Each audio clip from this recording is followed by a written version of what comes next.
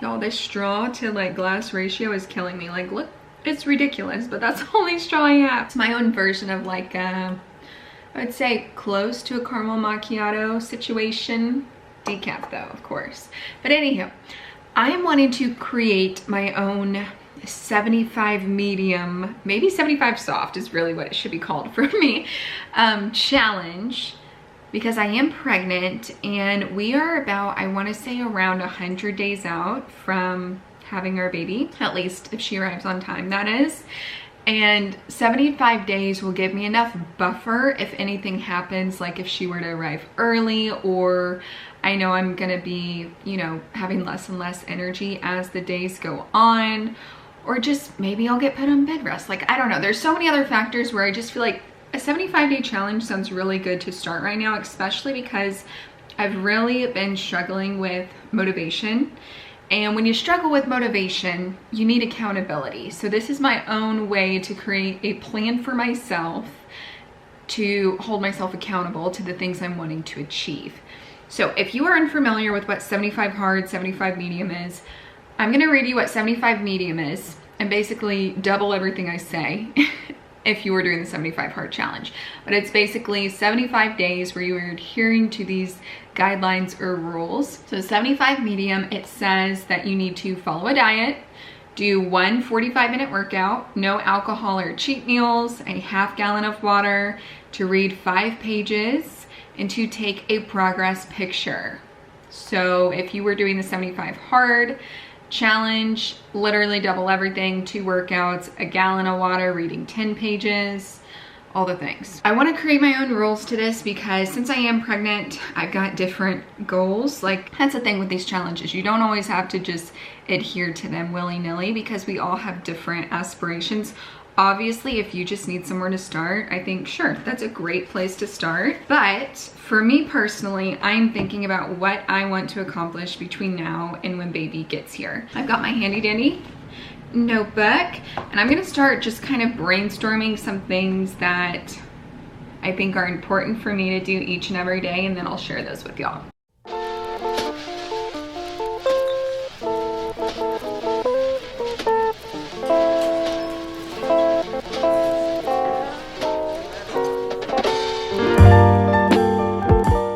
So I just finished writing out my 75 medium or 75 soft, I guess, in my case, pregnancy edition. So I'm just gonna go by each thing and tell you kind of what I'm doing to suit my lifestyle, my goals, and where I'm at with this pregnancy. So the first 75 medium rule is to follow a diet. So how I'm going to do that is my goal is going to be to cook from home. I used to cook from home, I would literally say at least 4 times, if not 5 times a week prior to getting pregnant. And that went out the door once I got pregnant. And so I really want to get back into that. I'm going to get back into that. And focusing on nutrient dense meals. I will be making an entire video focused on my second trimester recap, but I've definitely been going a little ham on just leaning into eating whatever I want. And I think there is a time and place for that, but I am like honestly so fearful of getting gestational diabetes in regards to it can be something that follows you even after having the baby for the rest of your life. And I just need to be more conscious of what I'm eating. Still eating, making sure I'm fueling my body, fueling the baby, but not just eating junk. You know what I mean? And I also, another reason why I'm doing this entire challenge is I really don't want to be setting myself back for post-baby, you know, where I have extra weight I'm trying to get off, or I'm just not in the best shape I could have been. So I don't want to do myself a disservice like that and really set myself back. So we're gonna reel it in this last trimester because I'm literally, I think, a week away from my 3rd trimester. And I will say, just a full transparency, my first ultrasound appointment, my doctor told me she anticipated me gaining 25 pounds, which is pretty standard, you know, for a pregnancy. I'm a week away from my 3rd trimester and I've already gained 22-ish pounds.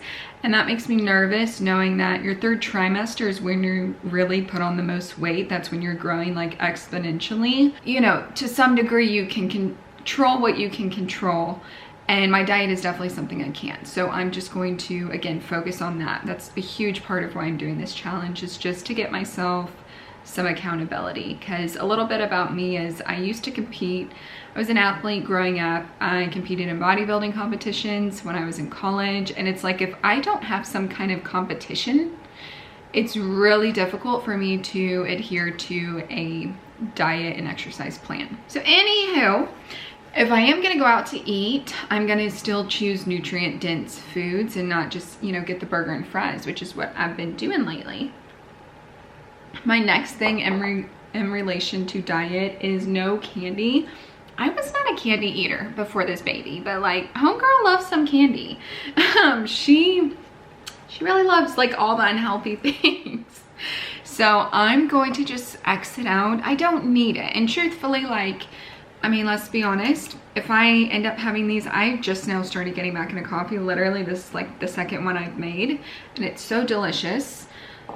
That's as close to candy as I'm gonna get, but just again, going back to nutrient dense, so choosing fruit anytime I'm needing that sweet craving to be satisfied. Also, mini sodas only. I haven't gone ham with sodas any more than I was drinking them prior. I've always just had one a day. And soda is something that just like has me in a chokehold, y'all, like it really does. I drink Sprite, occasionally Dr. Pepper if I need to pick me up. But yeah, I don't need it.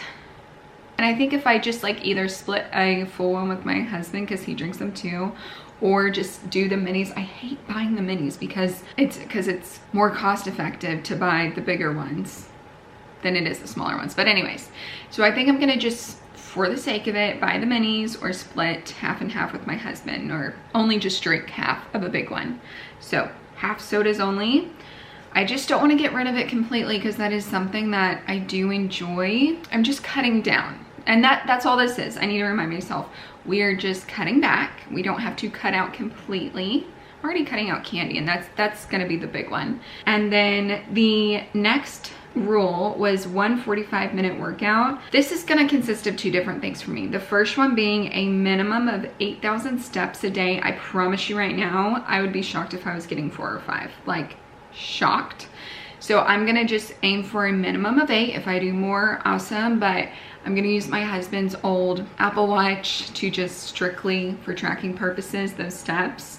And then I'm going to do a 20-minute workout with an emphasis on core and legs. My sister has told me time and time again, like, you really need to focus on squats and your booty and hamstrings purely for the recovery process of even just going to the bathroom, I guess, after pregnancy is difficult. Like, you're just depleted.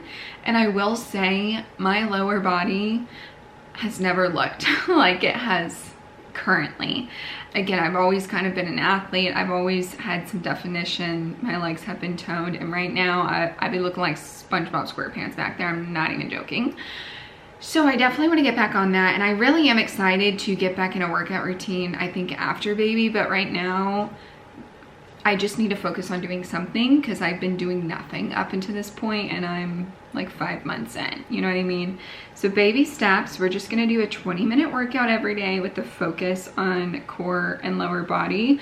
Core, again, is just gonna help with the birthing process and recovery. So those are gonna be just two things I'm gonna focus on. I'm sure I'll still do upper body here and there, but a workout might look like yoga. It might look like me getting on the bike, maybe just some air squats and planks.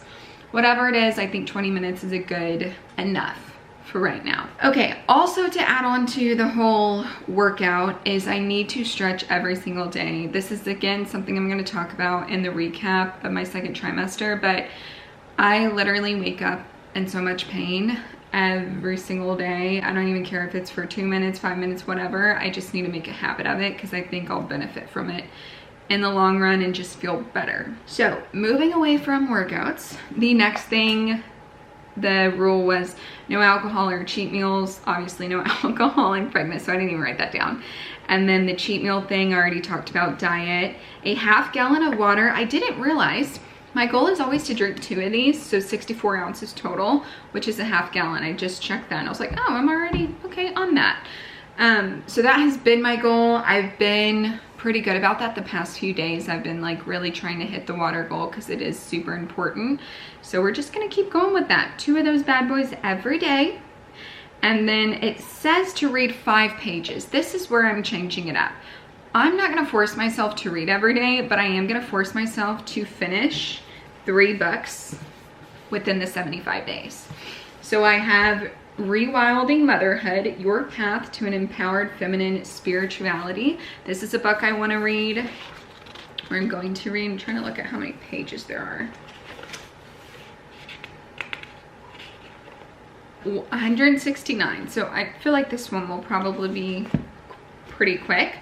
The second book I want to read is The Happy Sleeper. It's the science-backed guide to helping your baby get a good night's sleep, newborn to school age. This one's pretty thick. For me anyways. Okay. It's like it looks like there's some like tools in the back in regards to like filling things out. So I'm just gonna go off of that. 322 for The Happy Sleeper. And then we have Feed the Baby. So an inclusive guide to nursing, bottle feeding, and everything in between. These are books obviously I think are important that I know prior to having Miss Ma'am that I want to get through. So again, I'm not going to force myself to read every day, but I am going to force myself to read these 3 books within my 75 days. So if that ends up being like a week prior, sure, so be it. I don't really care about that as much. One thing I'm not going to negotiate on is journaling every single day. This was a New Year's resolution for me, so even prior to me wanting to plan this out, New Year's resolution was to journal every day. I think I said this in my last video, but I literally told myself, I'm either going to therapy or I'm going to start journaling because I need one or the other.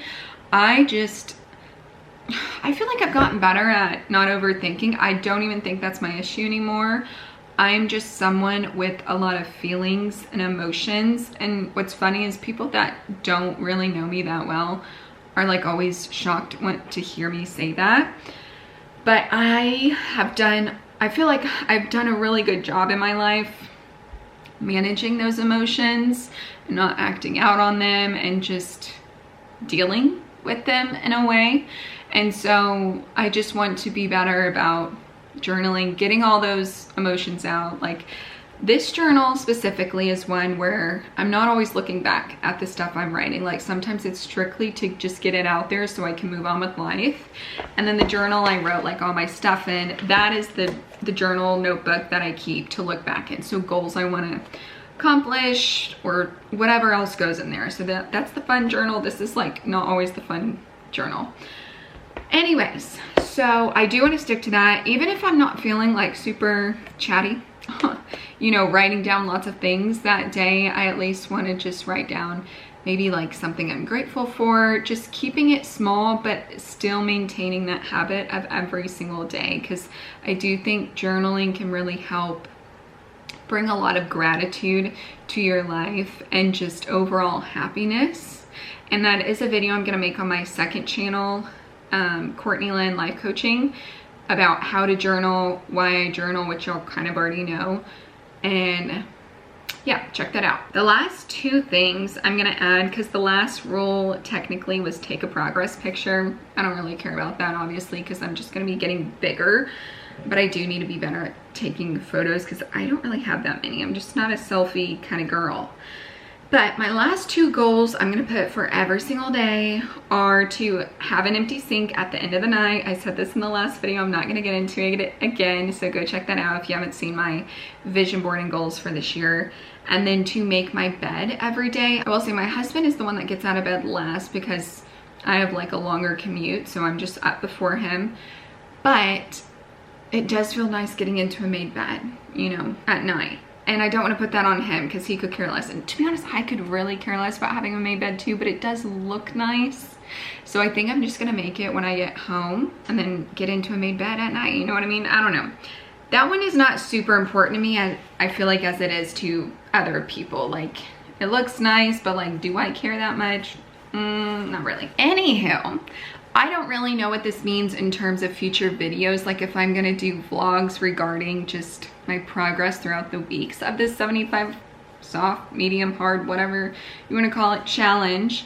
Let me know with what you would want to see, whether it's maybe what I'm eating that week or workouts, or I don't know. Let me know what you're wanting to see from this, if you're wanting to see anything. This was really just kind of me sharing what's on my mind and what I'm trying to achieve right now. Also, one thing I did want to mention is if you are a person that struggles with accountability as well and you don't have a YouTube channel to hold you accountable, there's an app called Streaks.